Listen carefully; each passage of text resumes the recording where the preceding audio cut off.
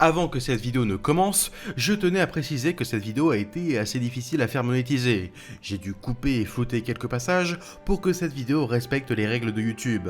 Alors que bon, il est justement stipulé que si une vidéo touche à un sujet sensible, mais qu'elle se place dans le contexte d'un documentaire historique, elle peut être monétisée. Mais bref, pensez à vous abonner si ce n'est pas le cas, et bonne vidéo. Il est sans nul doute le criminel le plus dangereux du XXe siècle. À l'origine d'un gigantesque réseau de trafic de cocaïne à l'international qui le fera devenir milliardaire et entrer dans l'histoire. Il est resté tristement célèbre pour sa brutalité et ses crimes particulièrement odieux. Pourtant, malgré avoir mis la Colombie à feu et à sang pendant plus de 10 ans, il reste encore pour beaucoup un héros, voire même un modèle. Mais alors, pourquoi ? Eh bien pour cela, je vous propose de découvrir la vie rocambolesque de Pablo Escobar. Mais avant toute chose, vous devez savoir qu'il y a une paire d'AirPods, des cartes cadeaux Fnac et plein d'autres cadeaux à gagner. Alors ce n'est pas moi qui vous fais gagner tout ça, c'est notre sponsor du jour, Lords Mobile. Lords Mobile, c'est un jeu mobile gratuit parmi les plus populaires dans le monde, dans un sublime univers médiéval fantastique. Il se veut être avant tout un jeu multijoueur avec la possibilité de monter des guildes, de participer à des événements et mener des guerres avec vos amis. Bref, il y a déjà une très grosse communauté hyper active sur ce jeu qui se veut être un véritable réseau social à part entière. Et puis vous qui aimez l'histoire, vous allez bien kiffer, puisqu'avec Lords Mobile, vous allez pouvoir développer votre royaume, créer votre armée et recruter des héros.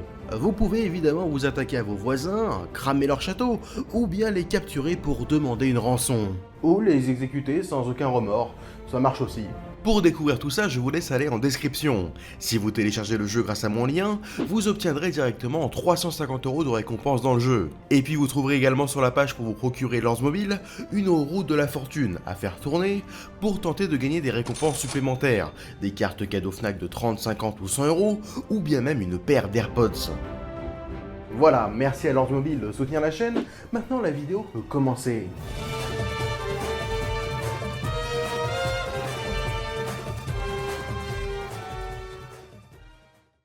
1er septembre 1949, Colombie.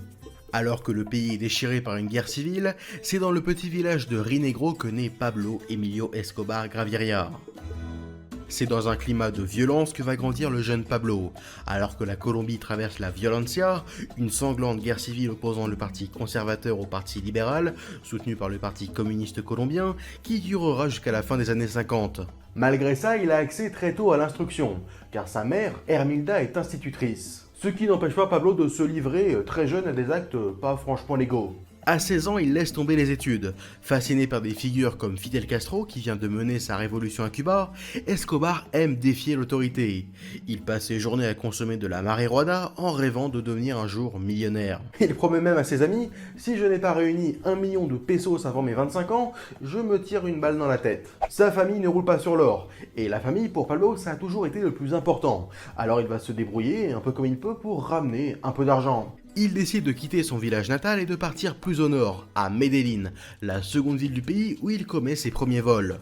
Notamment des pierres tombales dont il efface ensuite les inscriptions pour les revendre à des marbiers, puis il passe au vol de voitures. Il monte des escroqueries jusqu'à commettre son premier enlèvement. Un notable local, ce qui lui permet de très vite se faire remarquer et de se faire un nom dans le milieu. La Colombie, à la fin des années 60, c'est très loin d'être le paradis sur terre.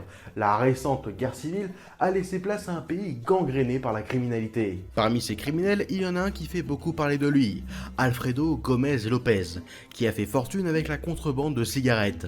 Et en 1970, il recrute deux nouveaux gardes du corps, un certain Pablo Escobar, alors âgé de 21 ans, et son cousin Gustavo. Escobar vient de mettre un pied dans le milieu du grand banditisme. Très vite, il s'avère être particulièrement efficace. Il est doué et très impliqué, ce qui lui fait amasser beaucoup d'argent rapidement. Ainsi, à seulement 26 ans, Escobar est déjà millionnaire, lorsqu'il décide de lancer sa propre affaire dans un secteur qui a alors le vent en poupe dans les années 70, le trafic de cocaïne.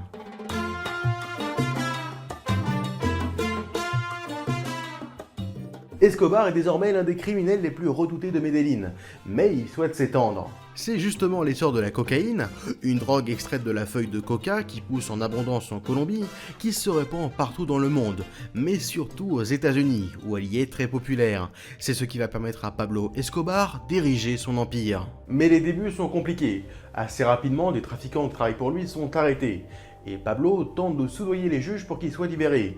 Mais c'est finalement lui qui est aussi arrêté. En prison, il tente de corrompre la juge Mariela Espinosa chargée de l'affaire, mais elle ne se laisse pas convaincre. Et l'une des particularités de Pablo Escobar, c'est qu'il n'aime pas trop qu'on lui dise non. Il a réussi finalement à déplacer le lieu de son procès en justifiant un vice de procédure. Et là, il a réussi à soudoyer les juges. Escobar est libre. Quant à la juge Espinosa qui avait refusé son pot de vin, elle est assassinée sur ordre d'Escobar quelques mois après. Ça, c'est le grand truc d'Escobar, hein. Tu te mets sur sa route, tu te fais assassiner. Le fameux plata ou plomo, l'argent ou le plomb. Soit tu acceptes le pot de vin, soit tu finis 6 pieds sous terre. Un homme tout à fait charmant. Et c'est grâce à cette politique de la terreur qu'Escobar va très rapidement devenir le trafiquant le plus redouté de Colombie. Avec plusieurs autres trafiquants dont un certain Carlos Leder, ils fondent ensemble le célèbre cartel de Medellín et achètent une île au beau milieu des Caraïbes dotée d'une piste d'atterrissage pour faire la jonction entre la Colombie, d'où part la cocaïne, et les États-Unis, là où elle est le plus souvent livrée, en bateau, en avion et même parfois en sous-marin. Si bien qu'en 1979, 80% de la cocaïne qui circule aux États-Unis provient du cartel de Medellín. Ce sont chaque mois près de 80 tonnes qui y sont expédiées. Et tout ça rapporte plusieurs milliards de dollars à Escobar, ce qui fait de lui l'un des hommes les plus riches de Colombie. Mais le cartel ne se contente pas des États-Unis. Ils étendent leur distribution de cocaïne au Mexique, au Canada et même jusqu'en Europe. Le cartel de Medellín s'agrandit et devient rapidement prospère. Il crée de nombreux laboratoires clandestins dans la jungle colombienne où est fabriquée la cocaïne. Il s'entoure de tueurs à gages, de policiers, de juges et d'hommes politiques tous plus corrompus les uns que les autres. Escobar est alors devenu pratiquement intouchable et va vivre son heure de gloire. Il achète un immense ranch de 3000 hectares où il y fait construire une gigantesque villa, la Hacienda Nápoles. Il a tellement d'argent qu'il ne sait visiblement plus trop quoi en faire. Il fait construire sur son domaine piscine, l'arc artificiel, aérodrome, il possède des dizaines de voitures de luxe, des dizaines de motos, des jet skis, une vieille voiture toute rouillée et criblée de balles dont il prétend qu'elle aurait appartenu à Bonnie and Clyde, et il fait même aménager un zoo privé, avec des éléphants, des zèbres, des girafes, des hippopotames, etc. Et en bon mégalomane, il installe à l'entrée de sa résidence une réplique de l'avion qui lui avait servi pour livrer sa toute première cargaison de cocaïne. À la Hacienda Nápoles, il organise de nombreuses fêtes, qui se terminent bien souvent en orgie, où sont souvent conviées des jeunes filles mineures. Parallèlement à cette vie de sanglant baron de la drogue immensément riche, Escobar est un père attentionné qui ne refuse rien à ses enfants. Il le dit lui-même, « Le jour où je ne m'occuperai plus de mes enfants, je ne serai plus Pablo Escobar ». Plus généralement, c'est de toute sa famille dont il est très proche. Ses frères, ses cousins évidemment, mais surtout sa sœur et sa mère. Sa famille, c'est là où il puise sa force. Mais c'est aussi son plus gros point faible, on va y revenir après. Pablo souhaite également se montrer comme étant une sorte de Robin des Bois des temps modernes. Pour cela, il achète le soutien des classes populaires, en faisant construire des terrains de foot, en faisant aménager des routes et en construisant des logements sociaux. Si bien qu'encore aujourd'hui, un quartier porte son nom à Medellín.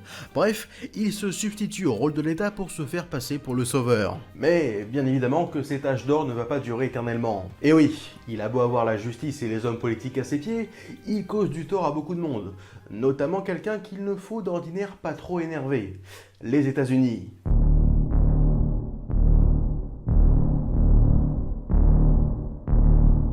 Medellín, 1982. Cela fait maintenant quelques temps qu'Escobar sent le vent tourner. Même s'il dispose toujours d'autant de soutien de la part des autorités locales, qui l'arrosent généreusement de pots de vin, il est toujours autant soutenu par le peuple, qui voit toujours en lui un héros, et n'a toujours aucun scrupule à faire taire le moindre opposant.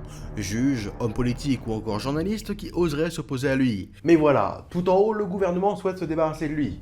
Il est devenu beaucoup trop encombrant, et il salit l'image du pays. Et pour tenter de faire tomber Escobar, le gouvernement colombien va s'associer aux États-Unis, qui envoie au début des années 80 en Colombie des agents de la CIA et de la DEA, l'agence fédérale américaine chargée de lutter contre les trafics de drogue. Ce qui n'empêche pas Escobar de narguer les Américains, comme lorsqu'il se rend en vacances à Washington en 1981 et qu'il se fait prendre en photo avec son fils devant la Maison Blanche. Sacré culot. Pour tenter de se protéger et d'asseoir sa légitimité en tant qu'entrepreneur philanthrope plutôt que baron de la drogue, il décide de se lancer en politique.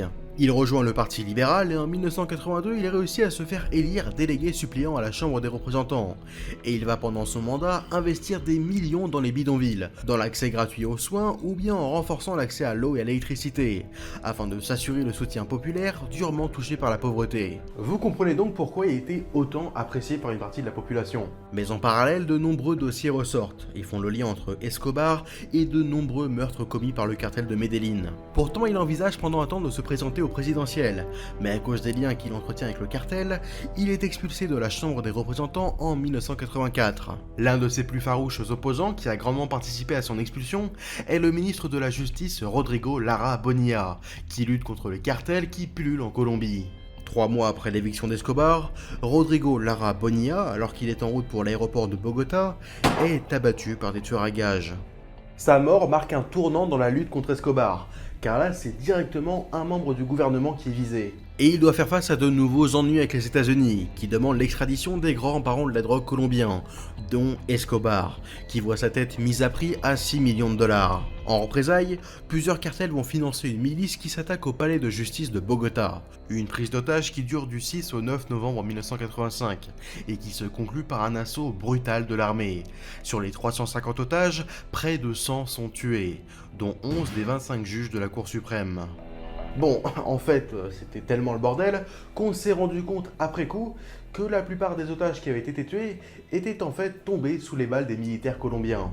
Après ça, la traque contre Escobar s'intensifie, et le célèbre narcotrafiquant va vivre caché pendant 4 ans, jusqu'en 1989, où il sort de l'ombre et tente de passer un accord avec le gouvernement colombien. Il accepte de se rendre, à condition qu'il ne soit pas extradé vers les États-Unis. Car l'une des plus grandes peurs pour n'importe quel trafiquant colombien, et surtout pour un grand bonnet comme Escobar, c'est de finir devant un tribunal américain, car loin de chez eux, sans leurs habituels soutiens, et avec des peines bien plus lourdes, dans des prisons fédérales ultra sécurisées. Leur devise était d'ailleurs plutôt une tombe en Colombie qu'une cellule aux États-Unis.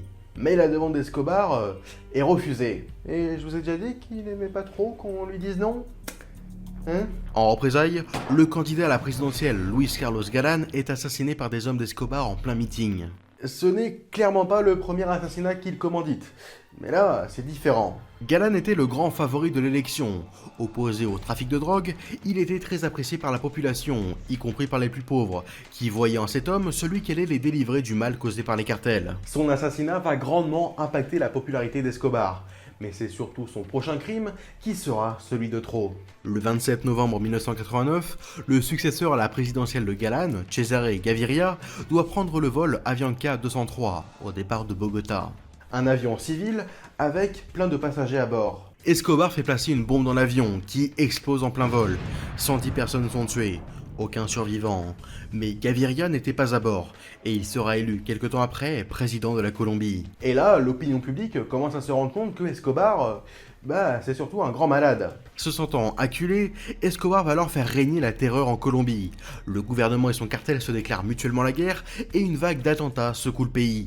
Pendant l'année 1990, on comptera sur seulement 4 mois une centaine d'attentats et des centaines de morts attribués à Escobar, alors qu'au même moment, le magazine Forbes révèle sa fortune, estimée à 30 milliards de dollars de l'époque, soit l'équivalent de 59 milliards de dollars d'aujourd'hui. Une fortune certes colossale, amassée en un peu plus d'une dizaine d'années, mais qui ne lui sauvera pas la vie.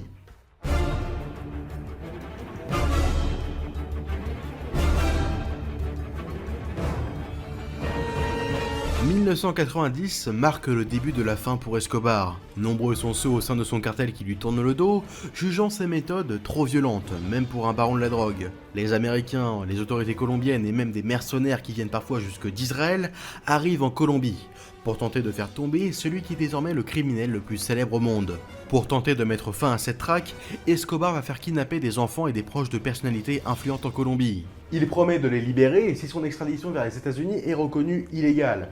Et sous la pression des familles des personnes enlevées, la justice accepte sa demande. Et Escobar se rend aux autorités. Il est désormais assuré de ne pas être extradé vers les États-Unis. Il accepte d'être incarcéré à l'unique condition qu'on lui laisse construire sa propre prison. et sa demande est acceptée. Escobar va alors faire construire la cathédrale, une prison spécialement aménagée pour lui, avec terrain de tennis, salle de sport, baby-foot, billard, bureau, bref, tout ce dont il a besoin pour continuer de gérer son organisation sans aucun problème, et continue de recevoir ses amis et sa famille, pendant que les autorités n'ont le droit de le surveiller qu'à plus de 20 km de la prison. Enfin, si on peut appeler ça une prison. Et rassurez-vous, il a bien des gardiens pour le surveiller, sauf que ces gardiens sont choisis par Escobar et payés par Escobar. Il va même jusqu'à faire amener des trafiquants accusés de trahison, qu'il fait torturer et puis exécuter sur place. Mais là pour le coup, ça passe moyennement avec les autorités, qui décident finalement de le transférer vers une prison plus classique. Mais Escobar a toujours un coup d'avance, vu qu'il soudoie tous ses gardiens, il est très vite mis au courant de ce projet de transfert, et il parvient à s'échapper. Nous sommes maintenant en juillet 1992, et Pablo Escobar, l'ennemi public numéro 1 en Colombie et le criminel le plus célèbre au monde, vient de s'évanouir dans la nature. C'est le début d'une immense traque. Des centaines de militaires investissent les rues de Medellín, où sont menées de nombreuses perquisitions, qui ne donnent aucun résultat. Escobar tente de nouveau de négocier avec les autorités, mais comme cette fois-ci ils sont soutenus par les Américains, le gouvernement colombien refuse toute négociation. En réponse, Escobar va de nouveau déclencher une vague d'attentats, dont le plus meurtrier a lieu le 30 janvier 1993 dans le centre-ville de Bogota, qui fait 25 morts et 70 blessés. Escobar perd chaque jour de plus en plus de ses soutiens, et même des citoyens colombiens s'unissent pour le traquer. C'est l'organisation Los Pepes, composée de proches de victimes et de nombreux cartels rivaux, comme le cartel de Cali, qui vont se charger eux-mêmes de traquer et d'éliminer de nombreux soutiens d'Escobar. Bref, tout le monde se retourne contre lui, il n'a presque plus de soutien, et il n'inspire plus la crainte comme avant. Autant vous dire que ça commence à sentir mauvais pour Pablo. Même des membres de sa famille, dont ses enfants, sa sœur et sa femme, sont arrêtés et gardés sous haute surveillance dans un hôtel. Ils viennent de s'attaquer au talon d'Achille d'Escobar. Pour le capturer, les autorités colombiennes fondent le bloc de recherche, une unité d'élite chargée exclusivement de la traque d'Escobar et des membres du clan du cartel de Medellín, qui finit par être démantelé en octobre 1993. Cette unité est composée d'enquêteurs, de policiers d'élite, de militaires et de membres de services secrets, tout ce beau monde travaillant main dans la main avec les Américains qui les dotent de technologies de pointe dans le domaine de la surveillance. Par exemple, Medellín est surveillé en quasi-permanence par des petits avions de tourisme en apparence, mais qui cachent en réalité de véritables petites stations d'écoute, chargées de capter des conversations téléphoniques dans tout Medellín, afin de localiser Escobar. Mais pendant longtemps, il reste totalement introuvable. À chaque fois qu'il est repéré, il parvient toujours à prendre la fuite avant l'arrivée de la police. La plupart du temps, il tourne dans Medellín à bord d'un taxi pour passer ses appels, afin de ne pas pouvoir être localisé. La plupart du temps, oui, sauf une fois. Et c'est cette erreur qui va lui coûter la vie. 2 décembre 1993. Nous sommes le lendemain de son 44e anniversaire, et Pablo Escobar en profite pour rappeler son fils depuis l'une de ses planques, sans prendre ses précautions. Un appel qui ne dure que 5 minutes, mais c'est suffisant pour le bloc de recherche pour localiser le lieu d'où est passé l'appel. Un policier aperçoit Escobar à la fenêtre, les deux hommes échangent un regard, Escobar vient de comprendre. Il raccroche, la police enfonce la porte de la maison et pénètre la planque du plus célèbre narcotrafiquant. Son garde du corps est abattu, les policiers se précipitent à l'étage, de nombreux coups de feu sont tirés, Escobar parvient à franchir une fenêtre et passe par un toit. Avec un pistolet dans chaque main, il tire dans tous les sens, hurlant des insultes en tentant de s'échapper. Il glisse, fait une chute, et alors qu'il tente de se relever, il reçoit 3 balles, à la jambe, dans le dos et une à la tête. L'homme, anciennement à la tête d'un des plus grands empires criminels de l'histoire, vient d'être abattu comme n'importe quel criminel.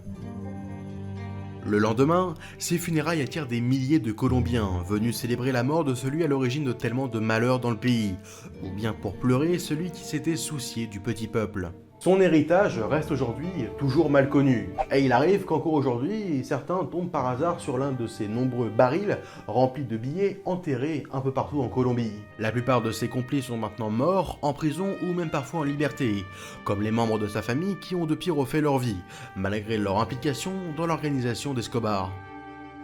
Merci d'avoir regardé cette vidéo, encore une fois merci à Lords Mobile pour son soutien. N'oubliez pas que vous pouvez télécharger le jeu, il est gratuit, et avec une roue de la fortune on vous fait gagner plein de cadeaux.